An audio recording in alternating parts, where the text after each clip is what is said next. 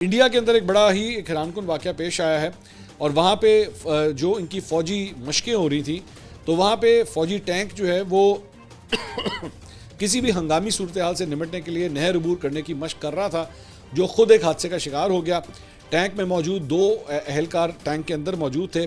وہ اپنی جان بچانے میں کامیاب ہو گئے، انہوں نے ٹینک سے جو ہے وہ چھلانگ لگا دی باہر آگے، لیکن ایک بندہ جو ہے، ایک فوجی وہ ٹینک کے اندر ہی رہ گیا اور وہ ٹینک جو ہے وہ پانی کے نیچے ڈوب گیا اور اس کے نتیجے میں